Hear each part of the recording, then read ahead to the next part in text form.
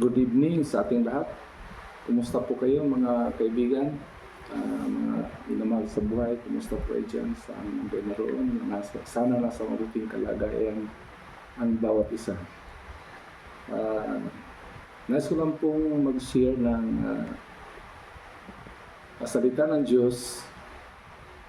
Kasi itong maikling video lamang, ilang minuto lang po ito, ay pag-usapan po natin ang title po ng ating pag-usapan po ngayon ay kaligtasan ng buhay ng tao.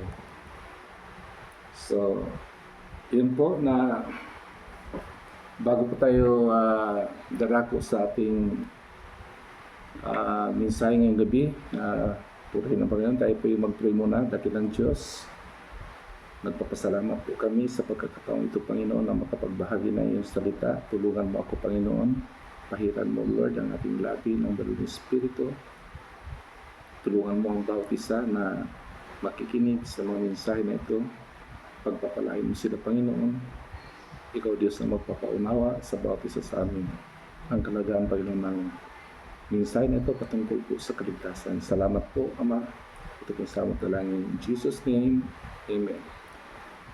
So mga kapatid, ito lang po ang maikling video na ating topic ngayon po ay patungkol sa kaligtasan ng tao. Mababasa po natin ito sa Book of Ephesians, episode chapter 1, verse 13. Nabasahin natin sa Book of Ephesians 1:13, sa pamamagitan ni Kristo, kayo rin na nakarinig ng salita ng katotohanan ng magandang balita na nagdudulot ng kaligtasan. So, at sumampalataya sa Kanya, kay Jesus, ay pinagkalooban ng ipinangakong Espiritu Santo bilang tatak ang pagkahirang sa inyo. So, sinasabi ng mga verse dito bago po tayo maligtas, itong sinasabi, kailangan nating makinig. Kailangan nating makinig at maniwala sa mensahe ng mabuting balita. Yun po ang dapat ang first steps talaga, na kailangan nating makinig at maniwala sa mensahe ng mabuting balita. Kaya kung tinanggap natin na ang kaligtasan ay kay Jesucristo lamang, tatatakan tayo ng Banal na Espiritu bilang tanda na tayo ay mga anak ng Diyos. Tatatakan tayo ng Banal na Espiritu Santo bilang tatak ng Diyos. Purihin ang Panginoon. So, pero bakit kailangan tayong maligtas? Yun ang tanong. So, anong mali sa atin? At bakit kailangan nating maniwala kay Jesus bilang daan ng kaligtasan? Dito po natin sasagutin ngayon ang mga katanungang ito. Number 1, may hadlang na humiwalay sa Diyos at sa tao. Ito po ang dahilan na may hadlang na humiwalay sa Diyos at sa tao.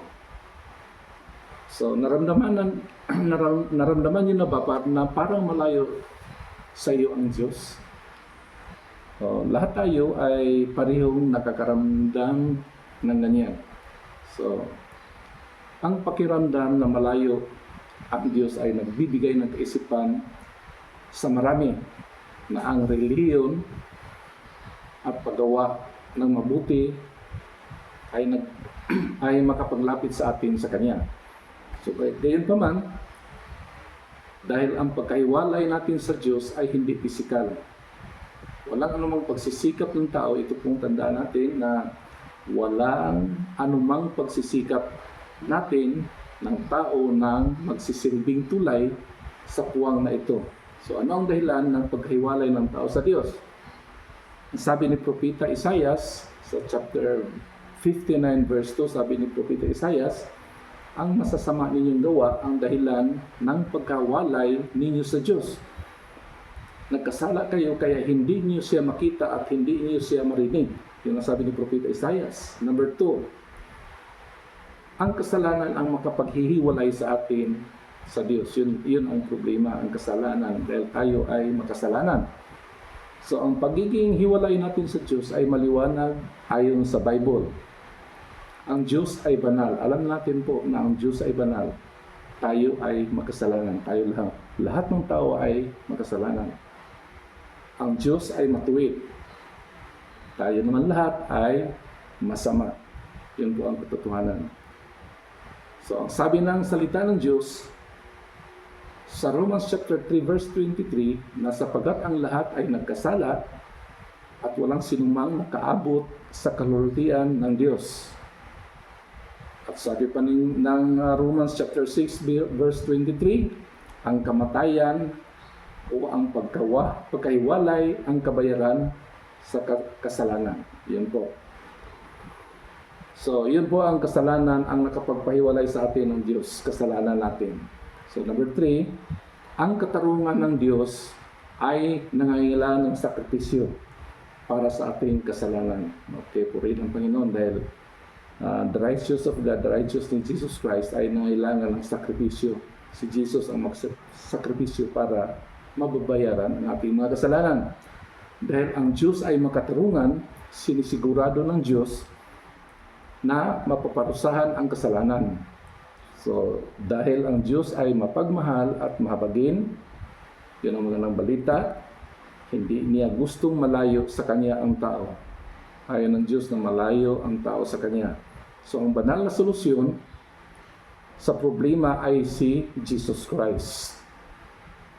Ang tanging anak ng Diyos na naging sakripisyo para sa kasalanan ng buong mundo.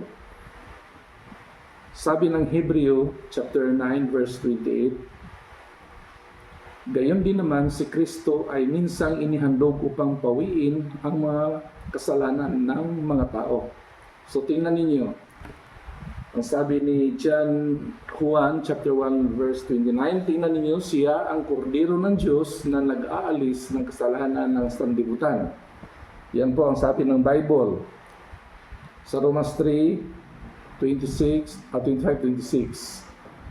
Siya ang inialay ng Diyos bilang handog. Hallelujah. Upang sa pamamagitan ng kanyang dugo ay mapapatawad ang kasalanan ng lahat ng sumampalataya sa Kanya. So ginawa ito ng Diyos upang patunayang siya ay matuwid. Noong unang panahon, nagtimpi siya at ipinapaumanhin ang mga makasalanang nagawa ng tao. So ngunit ngayon ay tuwirang ipinakita ng Diyos na siya ay matuwid at siya ang nagpapawalang sala sa mga sumampalataya kay Jesus. Yan po. So, number 4, nagbayad na si Jesus para sa kaparusahan sa ating mga kasalanan. Hallelujah. Binayaran na tayo ni Kristo sa kanyang pagpaparusa para tayo ay maligtas at para tayo ay mapatawad sa ating mga kasalanan. So, anong nangyari doon sa krus? Inako ni Jesus ang ating lugar. Tayo makasalanan, inako niya na ang ating lugar para sa kaparusahan. Siya na ang naghirap, siya na ang pinarusahan. So tinanggap niya sa kanyang sarili ang parusa at kahirapan upang tanggapin natin ang kanyang mga pagpapala at kayamanan. Glory to God. Galatians chapter 3 verse 13 and 14. Inako niya ang ating mga kasalanan upang maging matuwid tayo. Hallelujah. So sa 2 Corinthians 5:21, dahil wala siyang kasalanan, siya lang ang karapat-dapat na magbayad para sa ating kasalanan at mamamagitan sa Diyos at sa sangkatauhan. So ang kaligtasan ay matatagpuan lamang sa ginawa ni Jesus sa krus at hindi base sa ating mabuting ginawa para sa Kanya. 2 Corinthians chapter 5:21, hindi nagkasala si Kristo, ngunit dahil sa atin, tayo ay makasalanan, siya ay itinuturing na makasalanan upang sa pamamagitan niya ay maging matuwid tayo sa harapan ng Diyos. Hallelujah. So number 5, maliligtas tayo kung magsisisi tayo sa ating mga kasalanan. Yan po ang kaligtasan. Kailangan natin na magsisisi sa ating mga kasalanan at magtitiwala kay Kristo. Faith. So lahat tayo ay nagkasala laban sa banal at matuwid na Diyos, lahat ng tao. Sa impyerno at ang impyerno at ang pagkahiwalay mula sa buhay na presensya ng Diyos ay resulta ng kasalanan. Sa kabilang banda, mapagmahal din siya at ayaw niyang magdusa tayo sa impyerno sa walang hanggan. Yun ang ayaw ng Diyos na ang tao ay mapunta doon sa impyerno. Kaya ganoon na lang, ipinadala niya si Jesus Christ para pagbabayaran ang ating mga kasalanan doon sa Kalbaryo. The cross of Calvary, doon siya pinarusahan, doon niya inako lahat ng ating kabigatan ng ating kasalanan at siya na ang tumanggap ng kaparusahan. Romans 5:8. So dahil kay Kristo, dahil si Kristo ay hindi kailanman nagkasala, walang kapangyarihan sa Kanya ang kamatayan. Hallelujah! Purihin ang Panginoon. So, sa pangatlong araw, nabuhay siyang muli. Iyon, ang ating Panginoon ay namatay at muling nabuhay. Ito po ang mabuting balita. Nabuhay ngayon si Jesus. Narito si Jesus ngayon at handang patawarin ang sinumang gustong talikuran ang kanilang mga kasalanan. Yun po ang offer of salvation. Grace, kaloob, regalong kaloob. Hallelujah. So, handa niyang iligtas ang sinumang ipagkakatiwala ang kanilang sarili sa Kanya. Handa si Jesus na magpapatawad kung ipagkatiwala natin kay Kristo ang ating buhay. So, ang mensahe ng mabuting balita ngayon, ito, ang Diyos sa pamagitan ni Kristo na ipagkasundo ang makasanglibutan sa Kanya. 2 Corinthians 5:19. Makatatanggap tayo ng kaligtasan, ito mabuting balita, makakatanggap tayo ng kaligtasan kung ilalagay natin ang ating pananampalataya sa nagawa ni Jesus Christ doon sa krus para sa atin. Salip na subukang iligtas ang ating sarili sa pamamagitan natin ng ating mabubuting gawa, kailangan nating maniwala na hindi siya nanatili sa libingan. Kaya ang mabuting balita, mayroong nagtubos at nabuhay muli at tayo ay magkaroon ng kaligtasan. Pero ang sabi ng Bible sa Romans chapter 10 verse 19, kung ipahahayag ng iyong labi na si Jesus ay Panginoon at buong puso kang sasampalataya na siya'y muling binuhay ng Diyos, maliligtas ka, kapatid, kaibigan. Sapagkat sumasampalataya ang tao sa pamamagitan ng kanyang puso mula sa puso at sa gayon ay pinawalang sala ng Diyos.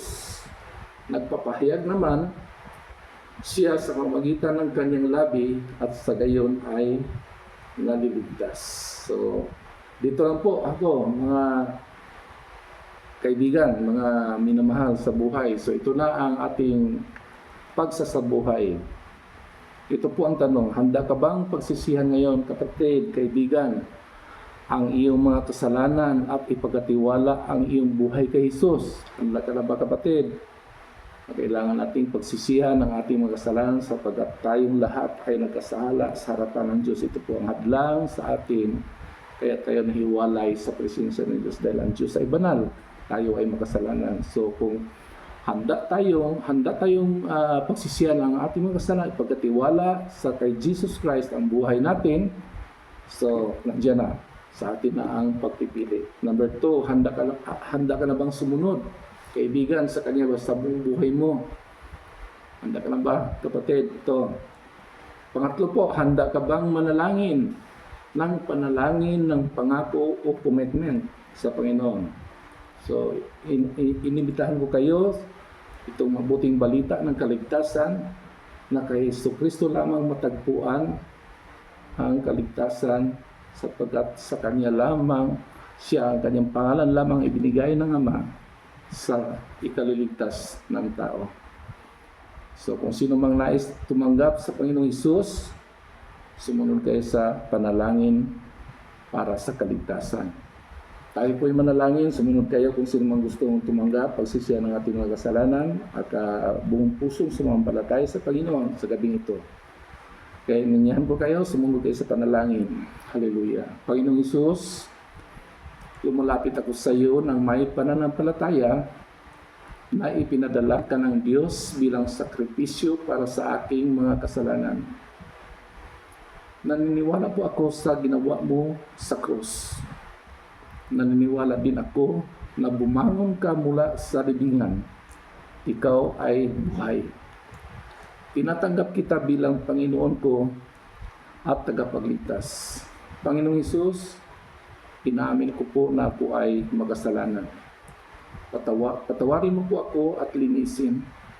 Panginoong Hesus, pumasok ka sa puso ko. Sa pamagitan ng banal na Espiritu, mabuhay ka po sa akin. Simula sa araw na ito, Panginoon, susunod ako at maglilingkod sa iyo. Panginoong Hesus, isulat mo po ang aking pangalan sa aklat ng buhay. Salamat po dahil sa inyo ako ay naligtas. Sa inyo ako ay pinatawad. Sa inyo ako ngayon ay anak na ng Diyos. Sa inyo, mamamayan ako sa langit at wala na akong bahagi sa impyerno. Maraming salamat, Panginoon.